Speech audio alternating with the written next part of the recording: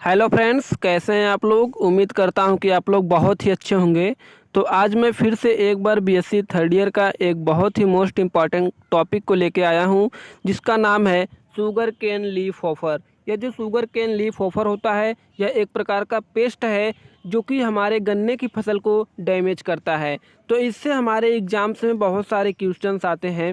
अगर एग्ज़ाम्स में क्वेश्चंस आते हैं तो उसको किस प्रकार से आपको रिप्रेजेंट करना है वो हम देख लेते हैं। अगर आपके एग्ज़ाम्स में क्वेश्चन पूछता है तो सबसे पहले आप कैसे रिप्रेजेंट करेंगे उसको देख लीजिए। सबसे पहले आपको क्या करना है, उसके सिस्टेमेटिक पोजीशंस को लिखना है। क्या लिखना है? उसके सिस्टेमेटिक पोजीशंस को लिखना है। जैसे जब उसका सिस्टेमेटिक पोजीशंस आप देख लीजिए, यह है हमारा phylum arthropoda, class insecta, order Hemiptera और जीनस पायरिला, जो कि बहुत ही ईजी इसका सिस्टेमेटिक पोजीशंस होता है। उसके बाद आपको हेडिंग डालना है हैबिट एंड हैबिटाट। अब उसके बाद आप हैबिट एंड हैबिटाट हेडिंग डाल देंगे। तो देखिए हैबिट एंड हैबिटाट में क्या होता है। The sugar cane leaf offer commonly distribute through out India. जो हमारी शुगर कैन लीफ ऑफर होती है वह कहाँ पाई जाती है? इंडिया में पाई जाती है। But is cause major damage in UP, MP and Maharashtra. ये यूपी में और एमपी में और महाराष्ट्र में सबसे ज़्यादा फसल को डैमेज करती हैं। Pyrilla is major pest of sugar cane leaf hopper. ये जो हमारा पायरिला होता है एक प्रकार का पेस्ट होता है जो कि शुगर केन जो होता है हमारी गन्ने की फसल होता है उसको डैमेज करता है। उस गन्ने की फसल को तो ये डैमेज करता ही है, बल्कि ये कुछ और फसल पर भी डैमेज करता है, जैसे मैज, वीट माने गेहूँ, बाजरा और कुछ। ये इतने चीज़ों को डैमेज करते हैं। उसके साथ साथ ये कुछ सब्जियों को भी हानि पहुंचाते हैं, जैसे भिंडी हो गया, करेला हो गया। इन सब सब्जियों पर भी ये हानि पहुंचाते हैं। और इसका जो साइंटिफिक नेम होता है पायरिला परप्यूसिला। इसका जो साइंटिफिक नेम होता है पायरिला परप्यूसिला। इतना सब रिप्रेजेंट करने के बाद जो हम अगली हेडिंग डालेंगे, स्ट्रक्चर। अब देखेंगे कि इसका स्ट्रक्चर कैसा होता है। देखिए, the adult is pail straw colour and very active. हमने कहा द एडल्ट इज पेल। पेल माने होता है पीला, और स्ट्रा वर्ड जो है, स्ट्रा का मतलब होता है पुआल। पुआल यानी कि गांव में पुअरा देखे होंगे, जिसको हम पुअरा कहते हैं। उसको चाहे पुआल कहिए चाहे पुअरा कहिए। तो ये पुआल के कलर के यानी कि पुअरा के रंग के होते हैं और ये बहुत ज़्यादा एक्टिव होते हैं। उसके बाद इनका जो हेड होता है वह हेड कैसा होता है? प्रोलांगेटेड होता है एंड स्नाउट लाइक स्ट्रक्चर। देखिए, जो स्नाउट होता है, स्नाउट का मतलब होता है थुथुन। जब इसके स्ट्रक्चर को आप देखेंगे तो इसका स्ट्रक्चर देखिए, यहाँ पे थुथुन निकला रहता है, इसलिए इसको हम स्नाउट लाइक स्ट्रक्चर कहते हैं। Present of prominent eyes. इसमें क्या होता है? प्रोमिनेंट आइज पाई जाती। अब आप सोच रहे होंगे आखिर ये प्रोमिनेंट क्या होता है। तो देखिए, प्रोमिनेंट क्या होता है, जब इसके स्ट्रक्चर को आप देखेंगे तो इसके सामने यहाँ पे देखिए दो तरह की आइज बनी है, ब्लैक ब्लैक कलर की। जब आप इसके स्ट्रक्चर को देखेंगे तो इसकी आंखें जो है ना सबसे पहले दिखेंगी बाहर की तरफ। तो इसीलिए इसको हम कहते हैं प्रोमिनेंट आइज। यानी प्रोमिनेंट का मतलब होता है जब इसकी स्ट्रक्चर को हम देखेंगे तो आंखें जो है सबसे पहले आपको दिखेंगी, इसीलिए इसको हम प्रोमिनेंट आइज कहते हैं। अब उसके बाद आपको हेडिंग डालना है लाइफ साइकिल के बारे में। देखिए, जो इसकी लाइफ साइकिल होती है वह 3 स्टेज में कंप्लीट होती है, जिसमें फर्स्ट स्टेज होता है एग। क्या बनता है? एग बनता है। और सेकंड स्टेज होता है लार्वा, और थर्ड स्टेज होता है एडल्ट। इसका जो एग होता है देखिए इस प्रकार से एग है, और ये यहाँ इसका लार्वा, लार्वा में निम्फ बनता है, उसके बाद ये एडल्ट बन जाते हैं। इसकी इस प्रकार से लाइफ साइकिल होती है, 3 स्टेज में कंप्लीट होती है। तो अब हम एक एक के बारे में सबसे पहले जान लेते हैं। तो सबसे पहले हम जानेंगे एग के बारे में कि इसका एग कैसा होता है।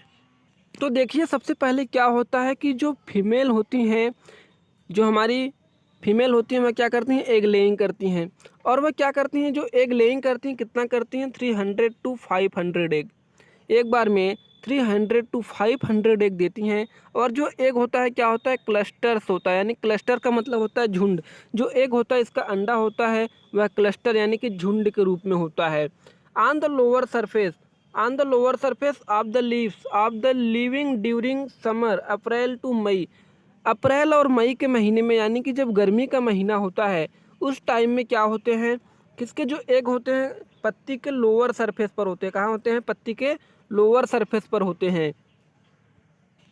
और जब अगर हम सर्दी की बात करेंगे तो inside the leaf death during winter October to November. अक्टूबर और नवंबर के महीने में जब आप देखेंगे तो इसके जो एग होते हैं, जो पत्ती होती है पत्ती के इनसाइड यानी कि अंदर जो शीत होता है उसके अंदर चले जाते हैं। और अगर हम एग के साइज की बात करें, the egg of Oval shaped होता है यानी कि अंडाकार होता है, और शाइनिंग होता है यानी कि चमकदार होता है, और पेल यानी कि पीला, वाइट और ग्रीनिश कलर, ये मतलब हल्का पीला और जैसे मटमैले पीले रंग का होता है, और वाइट होता है और ग्रीनिश कलर का इसका जो एग होता है। यानी कि अगर हम कहें तो हल्का मटमैले कलर का और हल्का ग्रीनिश कलर का इसका एग देखने को मिलता है, जो कि इस प्रकार से है। देखिए, आपको इसी प्रकार से एग्जाम में बस रिप्रेजेंट कर देना है, उसके बाद आपको पूरा का पूरा मार्क्स दिया जाएगा। एक के बाद आपको फिर हेडिंग डाल देना है लार्वा यानी कि निम्फ। इसमें जो लार्वा होता है उसको हम निम्फ कहते हैं। देखिए, the egg are hatch into nymph 7 to 20 days laying in summer. क्या होता है कि अगर गर्मियों का टाइम होता है, अगर गर्मी यानी कि समर का टाइम होता है, तो ये जो एग होता है 7 से 22 दिन के बाद हैच कर जाता है। हैच करने के बाद निम्फ में बदल जाता है। ठीक है, जो एग होता है वह अगर गर्मी का टाइम है तो 7 से 22 दिन के अंदर ही वह हैच कर जाता है, फट जाता है, और फटने के बाद उसमें से एक लार्वा निकलता है जिसको हम निम्फ कहते हैं। बट अगर वह विंटर के टाइम हो यानी कि सर्दी का मौसम हो, सर्दी के मौसम में यह जो होता है द हैचिंग इज डिलेड यानी कि बहुत टाइम लग जाता है। अब बात करते हैं निम्फ जो होता है इसका डर्टी वाइट इन कलर का होता है। इसके अगर निम्फ को जब हम देखेंगे तो ये क्या होता है, डर्टी वाइट कलर का होता है। देखिए क्या होता है, डर्टी वाइट कलर का होता है। तो हमने इसके एक को देख लिया और निम्फ को देख लिया। ठीक है, अब इसके एडल्ट की बात करेंगे। अब हम इसके बात कर लेते हैं एडल्ट की। अगर हम एडल्ट की बात करेंगे, इसके पहले हमने निम्फ को देखा था, तो वही निम्फ जो है अपने आप को 5 बार माउल्टिंग करता है यानी कि अपने आप को 5 बार चेंज कर लेता है।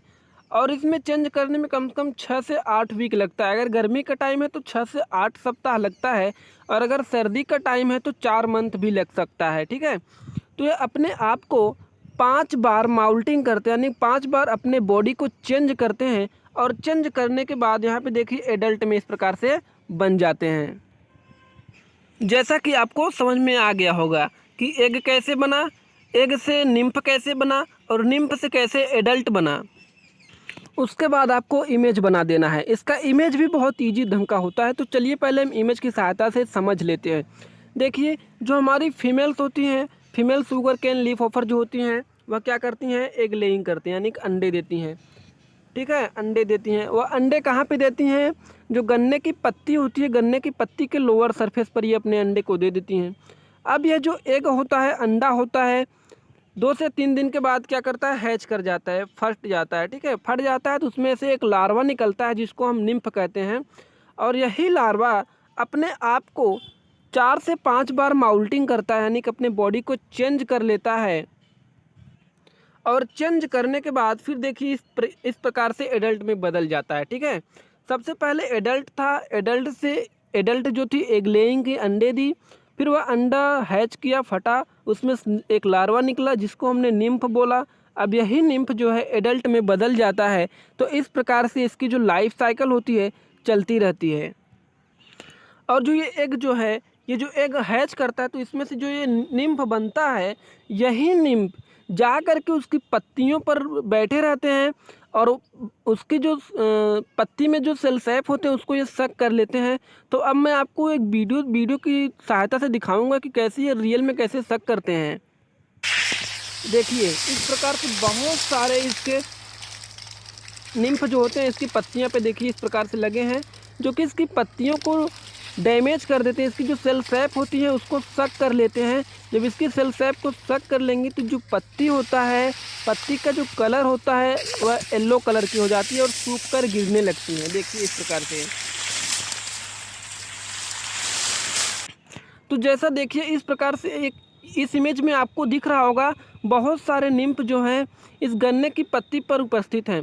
देखिए यही इस प्रकार से गन्ने की पत्ती पर चिपके रहते हैं और गन्ने की फसल को जो गन्ने की जो पत्ती होती है उसको डैमेज करते हैं। जब उसके गन्ने की पत्ती का जो सेल सैप होता है जब उसको सक कर लेंगे तो गन्ने की जो पत्ती होती है वह येलो कलर की हो जाती है। देखिए जैसे बहुत सारी ये जो गन्ने की पत्तियाँ देखो येलो कलर की हो गई और कुछ सूख कर गिर गई हैं। तो इसी कारण से ये ऐसा होता है। तो अब हम जानेंगे इसके डैमेज के बारे में, आखिर कैसे डैमेज करता है। ठीक है, अगर हम इसके डैमेज के बारे में जान लेते हैं तो देखिए, nymph and adult suck the cell sap of succulent leaf. जो देखिए निम्फ होता है और एडल्ट होते हैं जो हमारे गन्ने की सक्सिलेंट लीफ होती है। सक्सिलेंट का मतलब होता है रसीला। ठीक है, सक्सिलेंट का मतलब होता है रसीला। इसकी जो रसीली लीफ होती हैं शुगर केन की, उसको ये लोग क्या करते हैं, निम्फ और जो एडल्ट होते हैं उसको सक कर लेते हैं। जब उसको ये लोग सक कर लेते हैं तो सक करने के बाद देखिए क्या होता है, as a result the leaf turn pale yellow and dry up. जो देखिए लीफ होता है, लीफ का जो कलर होता है वह येलो कलर की हो जाती है और ड्राई अप का मतलब सूख जाती हैं। ठीक है, तो क्या होता है जब ये सूख जाती हैं, the secrete of sweet sticky transparent liquid the honeydew. ये एक प्रकार का ट्रांसपेरेंट यानी कि पारदर्शी लिक्विड छोड़ती हैं जिसको हम हनी ड्यू कहते हैं। यह लिक्विड क्या करता है, the attract the harmful fungi which form of black sooty mould. अब ये देखिए एक प्रकार का क्या होता है, केमिकल रिलीज करती हैं, छोड़ती हैं जो कि ट्रांसपेरेंट होता है, पारदर्शी होता है, जिसको हम लोग हनी ड्यू कहते हैं।